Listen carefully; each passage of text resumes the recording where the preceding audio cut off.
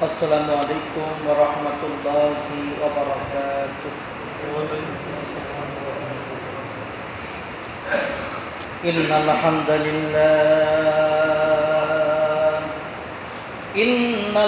لله الأكرم الذي خلق الإنسان وكرمه وعلمه من البيان ما لم يعلم فسبحان الذي لا يحصى امتنانه باللسان ولا بالقلم ونشهد أن لا إله إلا الله وحده لا شريك له الذي أرسله بالحق بشيرا ونذيرا وداعيا إلى الله بإذنه وسراجا وقمرا منيرا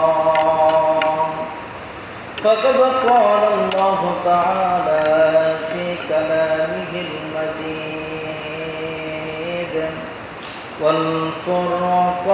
والفرقان الحميد জবান ছেড়ে বলেন আউযু বিল্লাহি মিনাশ শাইতানির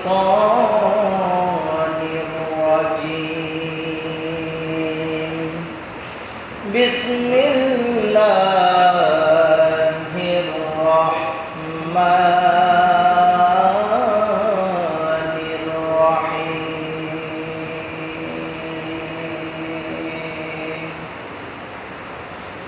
وإذ ابتلى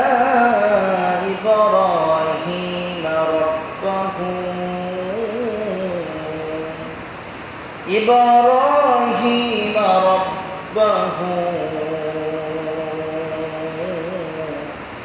ربه بكلمات فأتمهن قال إني جاعلك للناس إماما قال ومن ذريتي قال لا ينال عهد الظالمين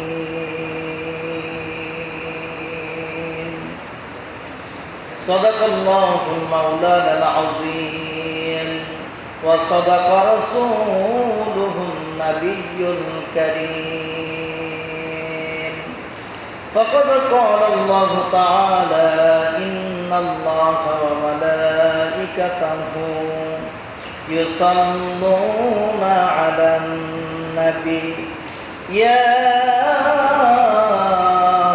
أيها الذين آمنوا صلوا عليه وسلموا تسليما لا إله إلا الله جل وعلا لا إله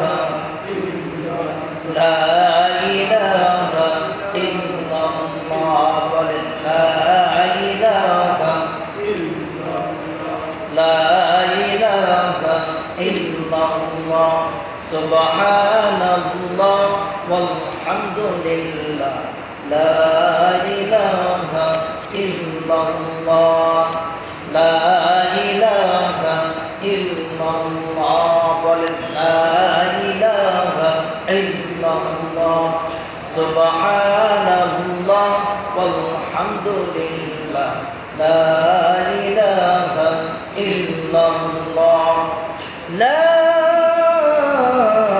إله إلا الله محمد رسول الله صلى الله عليه وسلم এ দুনিয়া সারিয়া কোথায় যাবি ভাগিয়া এ দুনিয়া সারিয়া কোথায় যাবি ভাগিয়া মরণ তোমার লইবে ঘিরি যতই করো বাহানা মরণ তোমার লইবে ঘিরি যতই করো বাহানা চিন্তা করে দেখো না কবরে কি যাইবা না। যেই কবরে আল্লাহ ছাড়া বন্ধু কেহ থাকবে না, চিন্তা করে দেখো না কবরে কি যাইবা না। এ দুনিয়া ছাড়িয়া কোথায় যাবি ভাগিয়া, এ দুনিয়া ছাড়িয়া কোথায় যাবি ভাগিয়া, মরণ তোমার লইবে ঘিরি যতই করো বাহানা, মরণ তোমার লইবে ঘিরি যতই করো বাহানা, চিন্তা করে দেখো না কবরে কি যাইবা না। যেই কবরে আল্লাহ ছাড়া বন্ধু কেহ থাকবে না, চিন্তা করে দেখো না কবরে কি যাইবা না।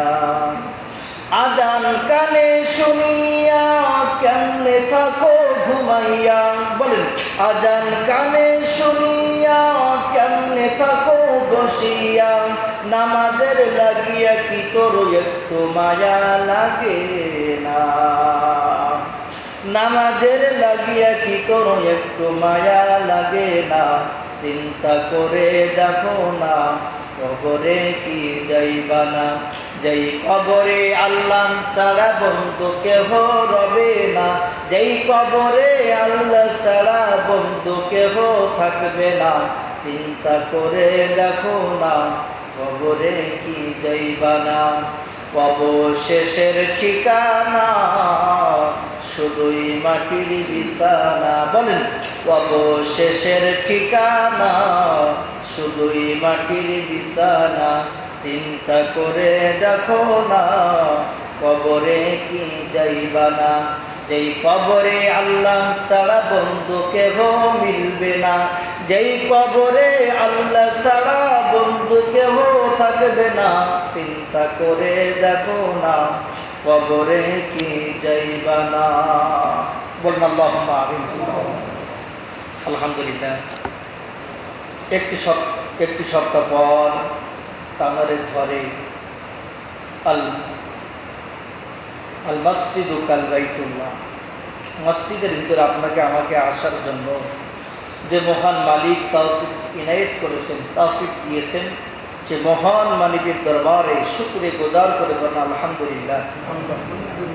আর একটু জোরে বলেন আলহামদুলিল্লাহ। একটি মাস সিয়াম সাধনা করার পরে, ঈদুল ফিতরের পরে আমরা আরেকটা মাস পেয়েছি, আরবি মাস। সে মাসের নামটা শাওয়াল মাস। নাম কি বলেন? বিশ্বনবী হুজুর আকরাম সাল্লাল্লাহু আলাইহি ওয়াসাল্লাম বলেছেন, শাবান মাসের 6টা রোজা যদি কোনো আমার বান্দা বান্দি রাখে, কয়টা বলেন? 6টা।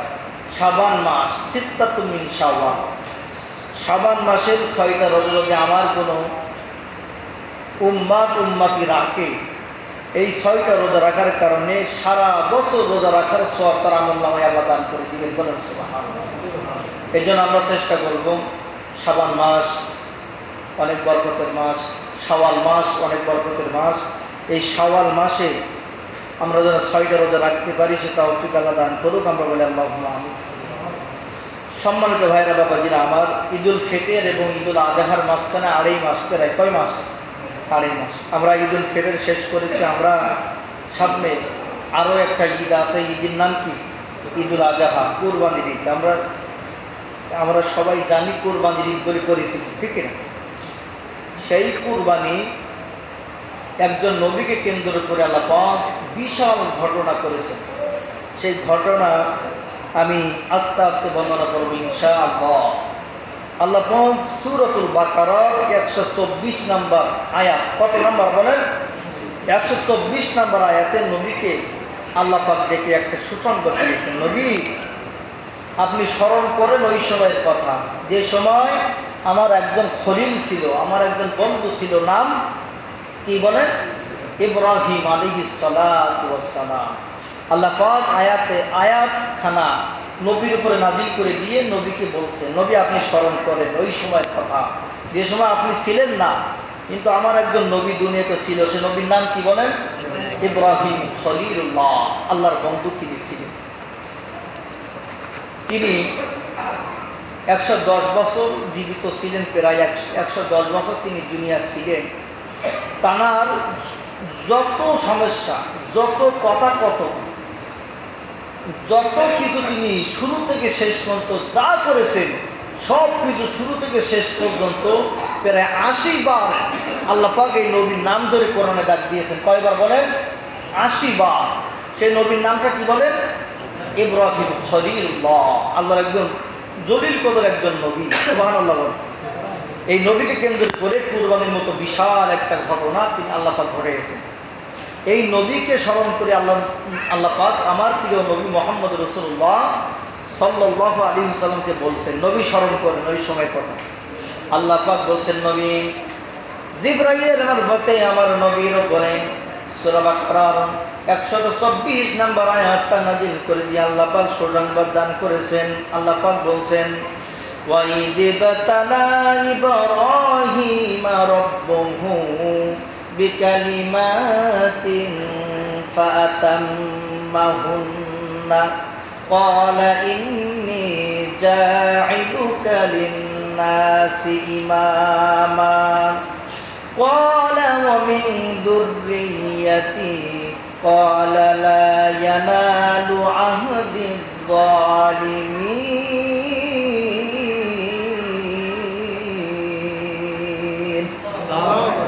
এই আয়াতটা নাজিল করে দিলেন জিবরাইল আলাইহিস সালাতু ওয়াস সালাম নবীর কাছে আয়াতটা নিয়ে আসলেন এবং অর্থ করে নবীকে সুন্দর করে দিক নির্দেশনা দিলেন। আল্লাহ পাক বললেন, وَإِذِ ابْتَلَى إِبْرَاهِيمَ رَبُّهُ بِكَلِمَاتٍ فَأَتَمَّهُنَّ। হে আমার প্রিয় নবী, সরকারে দো আলম নবী, দোজাহানের বাদশা নবী, আপনার কাছে একটা মেসেজ দিলাম, একটা আয়াত অবতীর্ণ করলাম। আপনি স্মরণ করুন আমার খলিল ইব্রাহিম আলাইহিস সালামের কথা। আমি আমার ইব্রাহিমকে এই পৃথিবীতে পাঠানোর পর থেকে মৃত্যু বরণের আগ পর্যন্ত যত কথা কখন, যত পরীক্ষা করিলাম, যত পরীক্ষা করেছি, আমার ইব্রাহিম একটা পরীক্ষায় তিনি ফেল করেন নাই, পাস করেছেন। বলেন সুবহানাল্লাহ। আল্লাহ বলছেন, নবী আপনি ওই আপনার জাতির পিতার দিকে তাকান, ইব্রাহিম খলিলুল্লাহর দিকে তাকান। জন্ম থেকে শুরু করে মৃত্যু পর্যন্ত যত পরীক্ষা আমি আল্লাহ পাক করেছি তাকে, যেমন আগুনের পরীক্ষা, স্ত্রী সন্তান বনবাসের পরীক্ষা, সন্তান কুরবানির পরীক্ষা, তারপরে কাবা শরীফ বানানোর যে বাপ ছেলে যে কাবা শরীফ নির্মাণ করা, এটা কত বড় কষ্টের পরীক্ষা। আমি বারবার আমার খলিল ইব্রাহিমকে পরীক্ষা করেছি, আর প্রত্যেকবার আমার ইব্রাহিম আমার পরীক্ষা উত্তীর্ণ হয়ে প্লাস তিনি অর্জন করেছেন। বলেন সুবহানাল্লাহ। আরেকটু জোরে বলেন সুবহানাল্লাহ।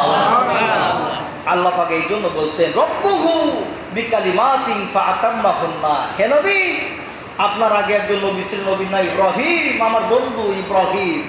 এই নবীকে পদে পদে আমি আল্লাহ পরীক্ষা নিয়েছি, কিন্তু পরীক্ষায় তিনি টেনশন ফিল করেন নাই, বিচলিত হন নাই, তিনি পথ ঘুরে এদিকে ওদিকে যান নাই।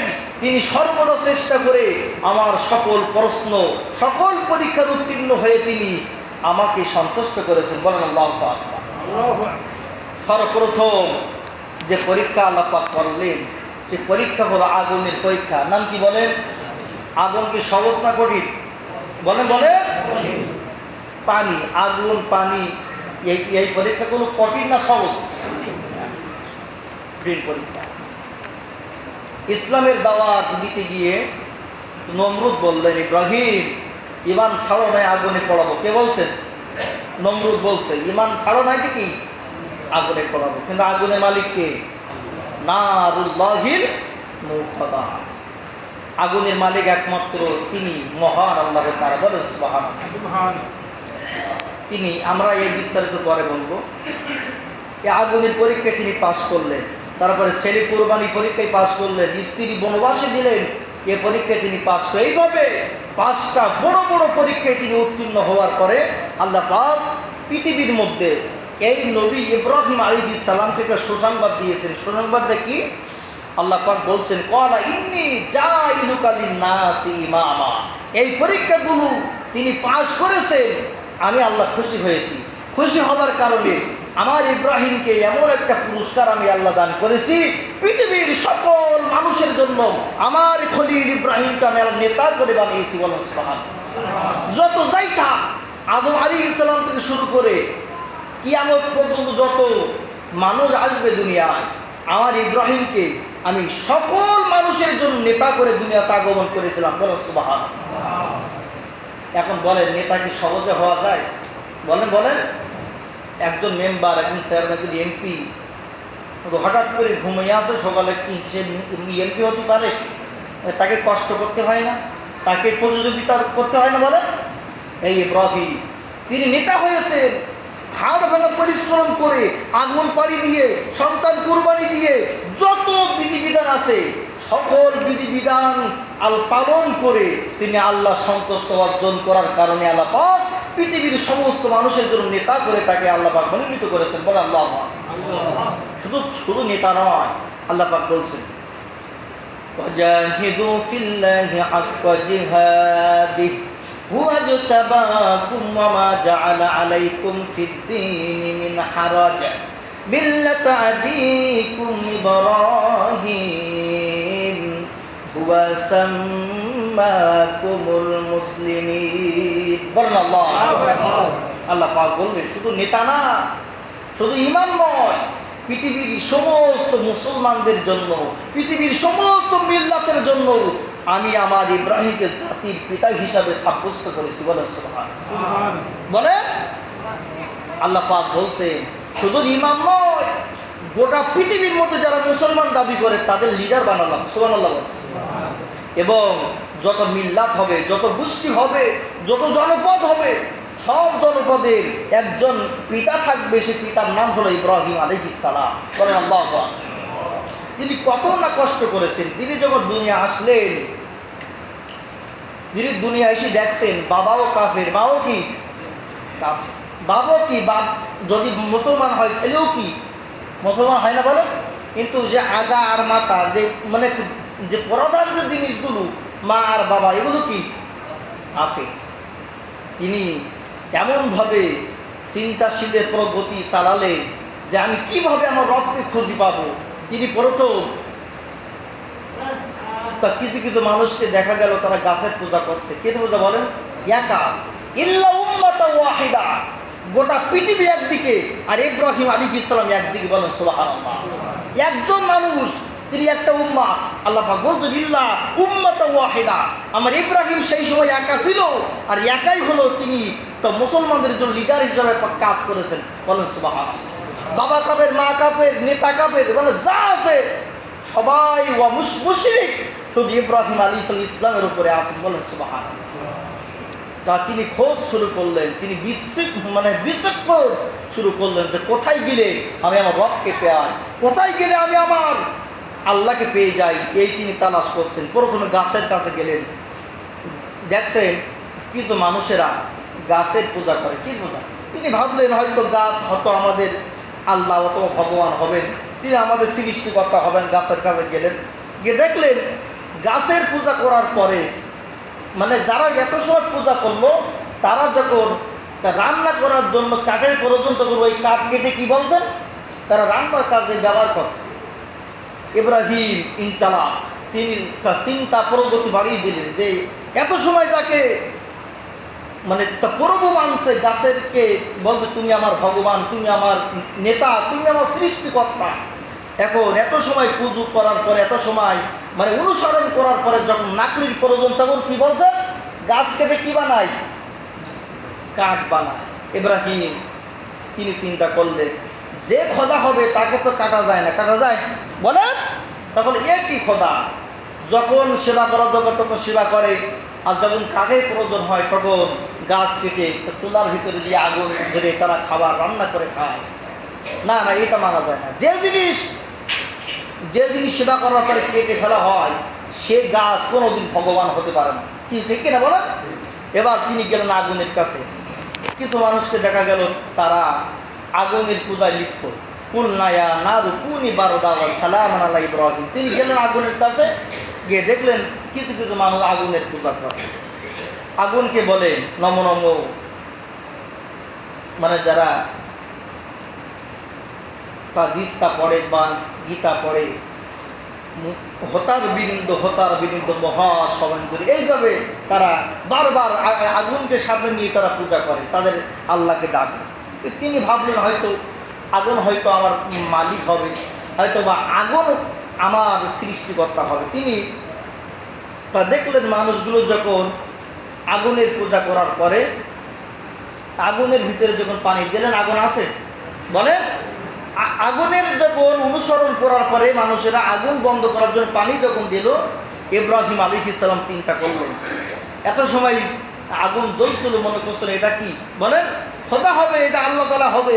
কিন্তু যখন পূজা শেষ, যখন আগুনের অনুসরণ শেষ, তখন পানি দিয়ে আগুন বন্ধ করে তারা বাড়িতে চলে গেল। কারণ যে জিনিস পানি দিয়ে নিভে যায় সে আমার কোনোদিন খোদা হতে পারে না। বলেন আল্লাহু আকবার। কি বিচক্ষণতা, চিন্তাশীল চিন্তা করে যে এত সময় আগুন ছিল, আমি মনে করছিলাম আগুন আমার কি আল্লাহ, আগুন আমার দেবতা, আগুন আমার সৃষ্টিকর্তা। কিন্তু পূজা শেষ, পানি দেওয়ার পরে নিভিয়ে যারা বাড়ি যাচ্ছে আগুন নেই, তাহলে আমি ইব্রাহিম মনে করি আগুন আমার খোদা হতে পারে না। কারণ যদি আগুন যদি আমার খোদা হয়, যে সারা জীবন থাকবে, তাকে পানি নিবানো যাবে না, ঠিক কিনা বলে। কিন্তু যখন অনুসরণ শেষ, পানি দেওয়ার পরপরই আগুন নিভে যায়, ইব্রাহিম আলাইহিস সালাম চিন্তা করলেন যে আগুন আমার খোদা হতে পারে না, কারণ যে খোদা পানি যদি নিভে যায় সে কোনোদিন আমার আল্লাহ তাআলা হতে পারে না। বলেন আল্লাহু আকবার।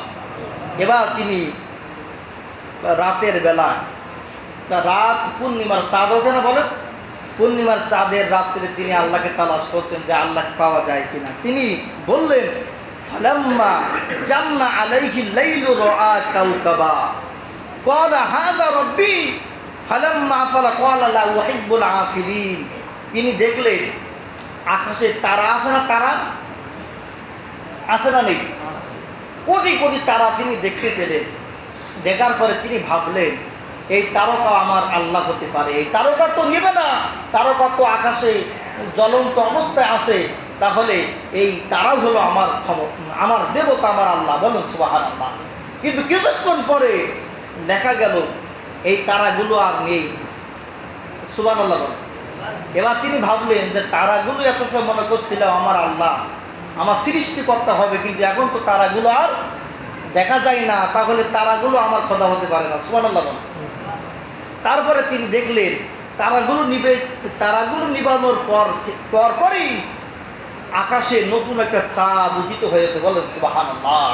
আল্লাহ পাক যাগুলো কল্পনা করেছেন কোরআনে, যা কিছু মনে ইব্রাহিম কল্পনা করেছেন, সবগুলো আল্লাহ কোরআনে লিপিবদ্ধ করে দিয়েছেন। বলেন আল্লাহু আকবার। এবার তিনি দেখতে পেলেন চাঁদ, তারার থেকে চাঁদ ছোট না বড়? বলেন বলেন বড় চাঁদ দেখতে পেলেন। আল্লাহ পাক তিনি ধারণা করলেন ফালাম্মা রাআল কামারা বাযিগান ক্বালা হাযা রাব্বি ফালাম্মা আফালা ক্বালা লা ইল্লাম ইয়াহদিনি রাব্বি লাআকুনান্না মিনাল কওমিদ দাল্লিন। আল্লাহু আকবার।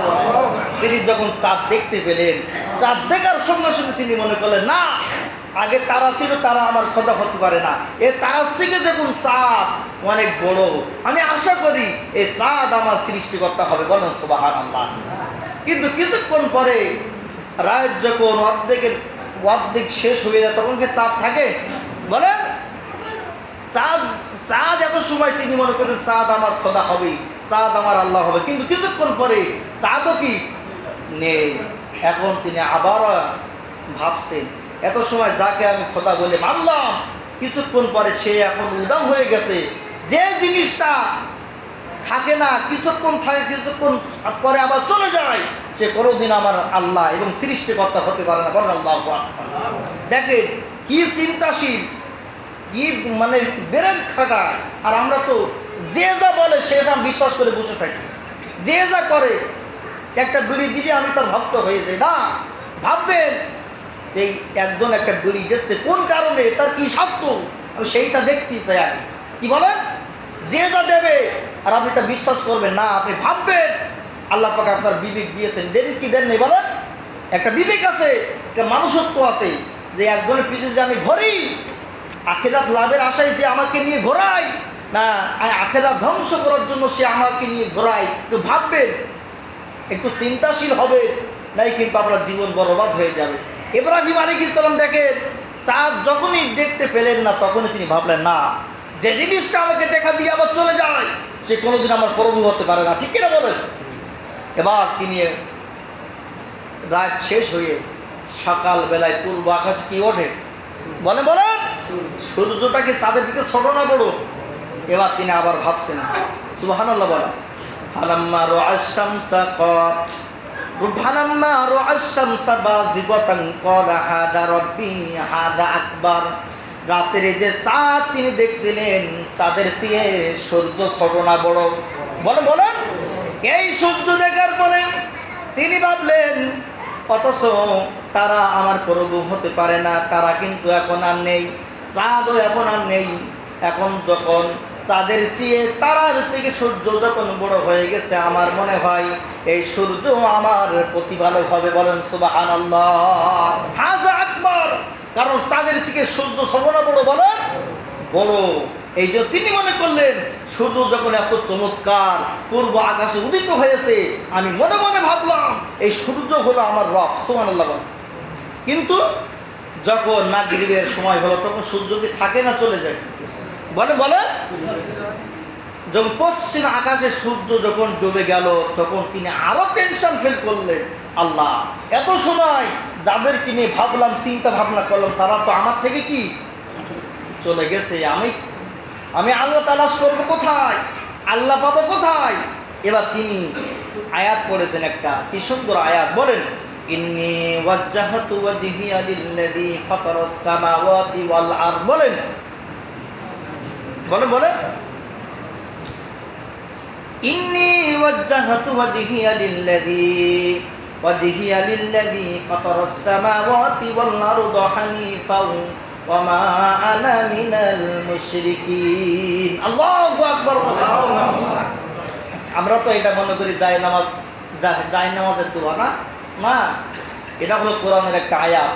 নাম কি বলে? এটা কোরআনের আয়াত, জায় নামাজের দোয়া এটা না।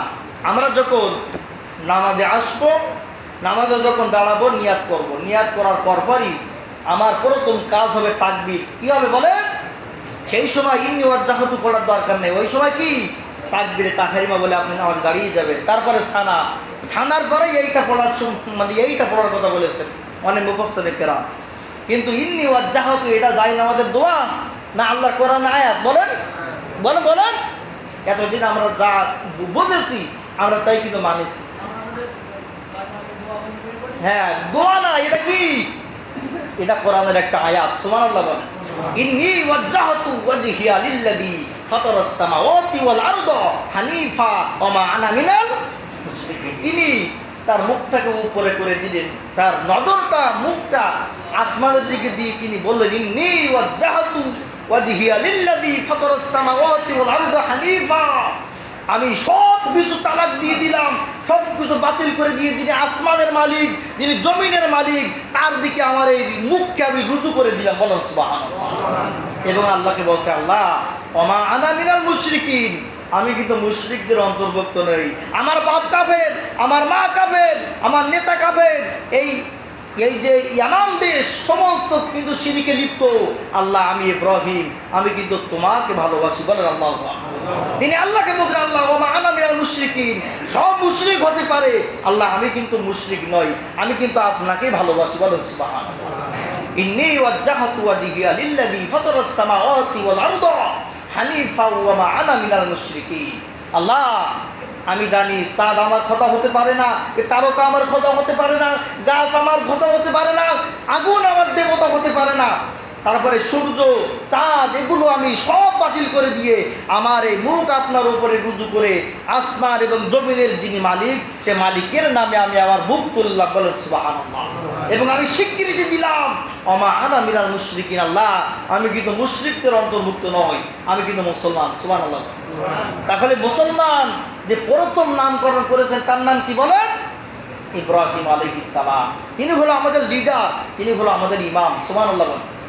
এই জন্য আল্লাহ পাক কোরআনে এই নবী ইব্রাহিম আলাইহিস সালামের বায়োগ্রাফি, ইব্রাহিম আলাইহিস সালামের জীবনী আল্লাহ পাক যত কথা বলেছেন, নমরুদের সাথে যে কথা বলেছেন, তারপরে তানার যত স্মৃতি সব কিছু আল্লাহ পাক কোরআনে দান করেছেন। বলেন সুবহানাল্লাহ।